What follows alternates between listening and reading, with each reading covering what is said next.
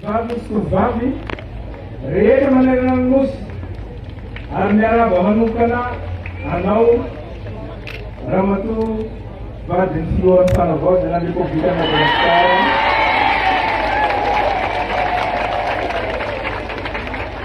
izay reny mpiary mihesika hanamaliana ny andro ny valomasa 2024 sady fanarabaka misy tamin'ny malaika va arabaika masinareo eto. Ao ihany koa ianareo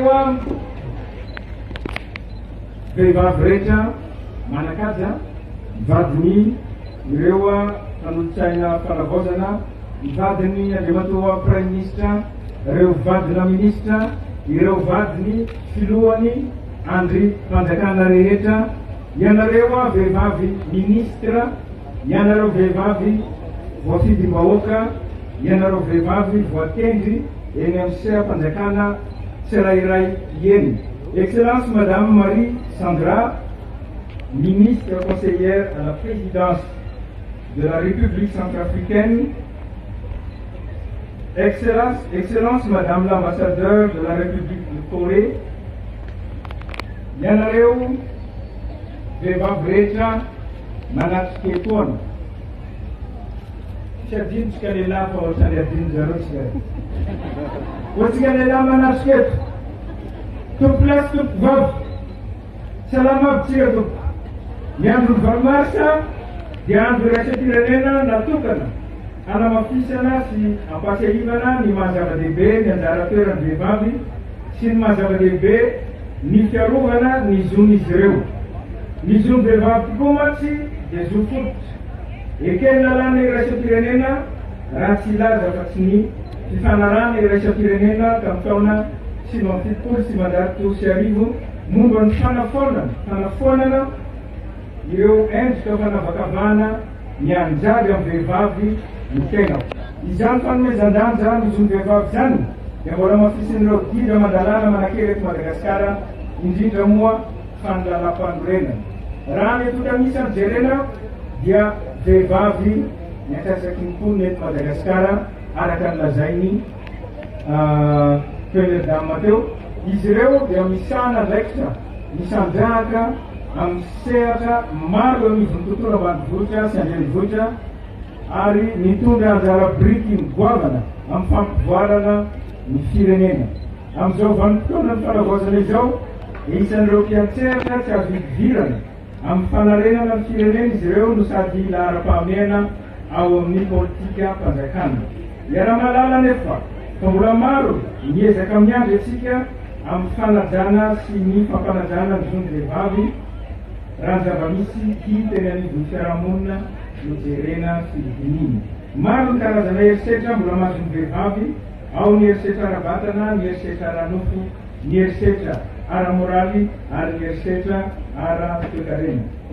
Betsaka ny vehivavy sy mitaraina fa miaritra ireny karazana herisetra reny ampanginana. Mariko etoana fa ny tena dia manolotra tanteraka ireo karazana herisetra ireo izay hevitra eo anatrehan'ny lalàna.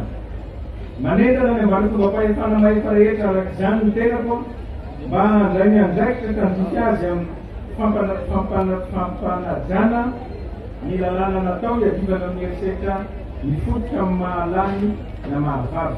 Tsara ny mampatsiaro fa ny fisiny ireny lalàna ireny dia atao hanamafisana fa misitraka zo mitovy amin'ny lehilahy ny vehivavy ary tsy tokony hisy familokiliana ny vehivavy amin'ny fisitrahana ny zo maha-olombelona azy. Koa satria rehefa miresaka vehivavy dia tsy tokony hoadinoina ihany koa fa ny zazavavy ankehitriny dia ho vehivavy andrin'ny firenena rapitso. Ny zazavavy dia manana zo hianatra mitovy amin'ny zazalahy, mendrika mianana ho avy, hanana ho avy mamiratra sy hanana asa sahazy izy ireo arampiky ny fampandrosoana maritra ny firenena. Tsy azo ekena ihany koa ny fampiasana aloha loatra ny ankizivavy ka miliana azy ireo tsy hisitraka ny zofototra amin'ny mahakizy azy. Ankoatr'izay mila mafisina ny fanabeazana ny tanora sy ny fanentanana ny ray aman-dreny mahakasika ny fanambadiana sy ny fitondrana voka aloha loatra. Raha ny fanabeazana nataon'ny banky iraisam-pirenena momba any Madagasikara dia manodidina ny vehivavy efatra amby folo amin'ny roapolo hatramin'ny efatra amby roapolo taona no manambady alohan'ny valo amby folo taona eto Madagasikara. Izany ankoatra misy izany dia tokony ampieritreritra atsika. Avitrako manokana ny sehatry ny fandraisana anjara vehivavy amin'ny raharaham-panjakana sy ny politika. Mbola tantaratra fa mbola vitsy anisan'ny vehivavy sahy mandray anjara fifidianana sy ny fitazomana toerana politika eto Madagasikara. Kanefa tsy mihena mitana amin'ny lehilahy ny vehivavy raha ny fahaiza-manao no jerena. Ary matetika azy dia amin'ireny sehatra izay tazomina vehivavy no mandroso kokoa. Izany indrindra no anararaotako ametana anareo vehivavy handray anjara feno ao anatin'ny fotoana filoha-pirenena araky ny fanlazaiko telegama teo, ahafahanareo mitondra ny etaetanareo ety manintsy ireo lefitra sy sakana rehetra amin'ny fametahana ny ranony, ny fitodian-jo sy ny fizaka-tena zany. Izany fampandraisana anjara bebe kokoa ny vehivavy zany dia mifanimby andalana amin'ny loha hevitra manokana ny safiditsika amin'ny fankalazana izay ao andro ny valomarika izao dia hoe vehivavy malagasy tery iray ho an'ny fanavaozana amin'ny firenena. Eto aho dia manentana manokana antsika lehilahy mitovy aminy. Mendrika aja sy voninahitra ny vehivavy rehetra na reny na vavy na anavavy na zanaka. Koa ao isika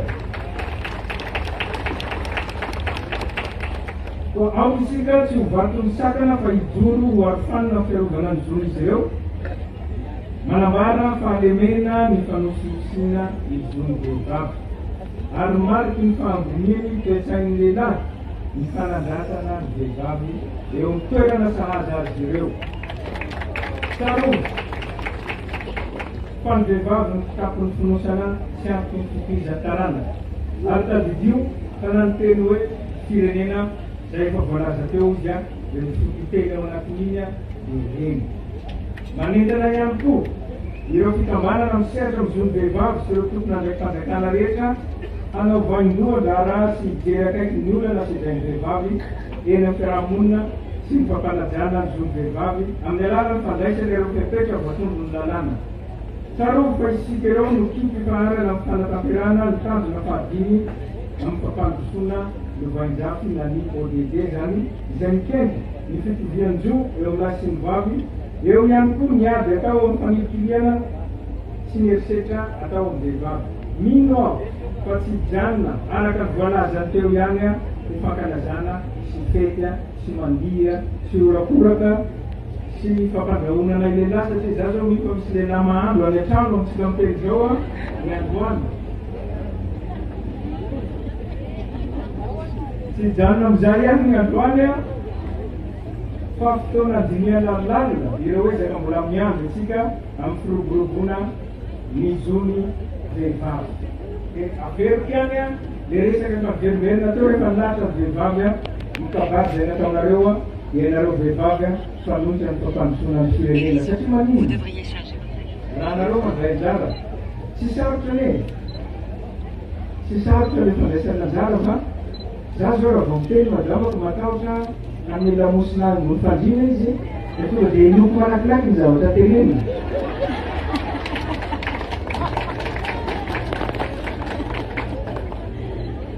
Dia zao rehefa nareo vehivavy ny mananatra lay lehilahy dia aza manao kolokolo dia tsy manao io. Marina hoe zany sa tsy marina le tena ampandroso ny sehatra iasanao sy ny toerana misy anao, mampandroso io.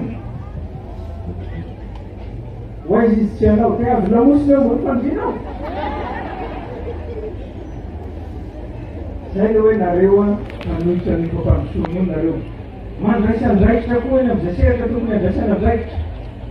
Faraka ny feriko teo a ny vehivavy a rehefa tena jerena akaiky a tena mahavita lavitra no vita lehilahy io rehefa mandray andraikitra. Le voninahitra izao fankalazana ny andro iraisam-pirenena ho an'izony vehivavy izao ny tenako. Sy manontolo manokana ny fiarahabananareo vehivavy sy tovovavy rehetra manerana ny nosy. Ny voalohany teny dia fisarana an'ilay nahary tamin'ny fitsumbinany ka nahafahantsika tonga eto amin'ity toerana ity. Isaorana azy ihany koa ny fahatotosana ireo hetsika rehetra nentina mankalazana ny valomasa tamin'ity taona ity. Manaraka izany, fitaroanay manokana ianareo mpiray tanindrazana ny Toamasina, miandrandra fantatra ny fanarenana ny tanàna sy ny fiverenan'ny fiainany tsirairay amin'ny laona. Faran'izay aingana ny tenako ary voninahitra any nitondra anjara biriky fa ny fanatanterahana an'izany. Mahatsiaro am-bava ka nareo. I Madagasikara dia nisafidy ny ho tany tandalana ka manome lanja ny fanajana sy ny fandalana ny zon'olombelona, ka isany amin'izany ny zon'vehivavy. Ny andro ny valomarsa tokoa mantsy dia tsy natao ho fety fankalazana fotsiny, fa natao indrindra anjiniana lalina ireo dingana efa vita sy ireo ezaka rehetra mbola tokony tratrarina amin'ny fametrahany zon'vehivavy. Ny fampiharana sy ny fiarovana izany. Raha fitimina dia natao hanamafisana ny tontolo ho an'ny rariny sy ny fitovian-jo ny andro anio.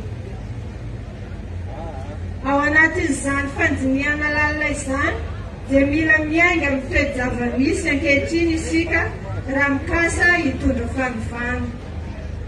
Tombanao ho 5.7 isan-jato ny mponina vehivavy eto Madagasikara izay miaina sy mivelona any amin'ny tontolo ambanivohitra ny ankamaroany. Mbola olana lehibe maro miseditrain'ireo vehivavy ireo raha tsy hitanisa itsika afa-tsy mierisetra mifototra amin'ny mahalahy sy ny mahavavy, ny tsy fampian'ny fizakantena ara-toekarena sy ara-bola, ny fanambadiana sy fitondrana voka alohaloatra, ny tsy fitovian-jo eo amin'ny sehatra miasa sy miandraikitra, ny tsy fampiana tolotra ara-pahasalamana sahaza indrindra amin'ny lafiny ara-pananana sy ny voka izay mampitombo ny tany fahafatesana eo am-piterahana, ny fanirikiliana amin'ny zo mikasika ny tany sy ny fandovana ary ny tsy fahampiany fandraisana anjara amin'ireo seha-panjakana mpanapa-kevitra. Raha tiana homekasina ny vehivavy dia mila mitady vahaolana maharitra hanarenana ireo tsy fahatomombanana. Izany indrindra no antony nametrahana ireo politika panjakana sy tetikasa mifototra amin'ny fanomezan-danja sy ny tombony manokana ho an'ny vehivavy izay isan'ny fahindoan-draharaha amin'izao fanavaozana ny repoblika izao. Io politika panjakana efa napetraka io dia mifandrify an-dalana amin'ny FDB napetraky ny firenena mikambana ho an'ny fankalazana ny andro ny valomarsa amin'ity taona ity.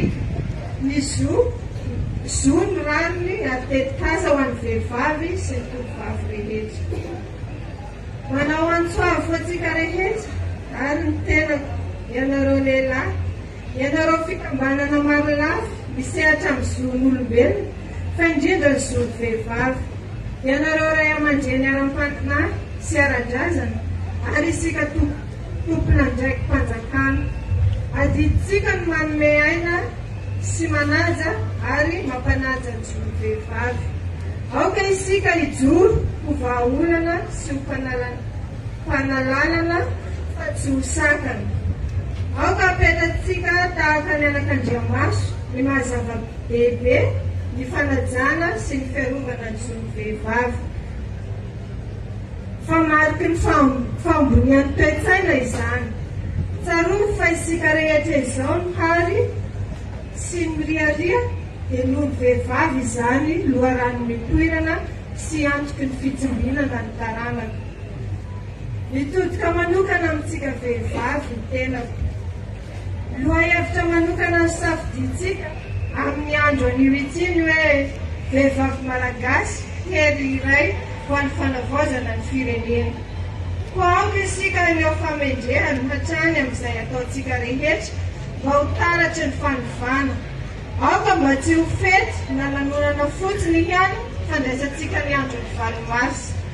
Mety aza itsika ho resy lahatra fa afaka mitondra anjara biriky goavana kokoa amin'ny fiarahamonina ka hitafy risy-po sy fahavononana. Tsarovy fa maro ireo vehivavy malagasy sangana na vita na napirofo fa tsy sakana na fahambaniana ny mahavehivavy. Ary tadidio fa na ny teny hoe firenena aza dia azo avy amin'ny teny hoe reny. Mitaona antsika araka izany ny tenako handray anjara mavitrika amin'ny fikaonan-droam-pirenena satria sehatra iray ahafahantsika mandinika sy manova ny lavitsika izany. Anjara andraikitra sy andraikitrareo fikambanana mianjo ny vehivavy ny miady mba ho voasolo-tena araka ny rariny sy hitsy ny vehivavy rehetra na iza na avy aiza mandritra ireo atrikasa rehetra ho tanterahana anatin'ny fikaonan-droam-pirenena izany. Hamaranako ny fandraisam-pitenenako dia mitodika aminareo vahiny tonga manatrika izao fankalaizana izao ny tenako. Ho ela velona ane ianareo vehivavy rehetra. Ho tsimbin'ilay nahary manokana ane ianareo reny malagasy rehetra sy ireo tovovavy handiny azy ireo raha hatrizay. Hijoro sy hiarina ane tsy firenena malalatsika ity. Misaotra tompokira, saotra tompoko.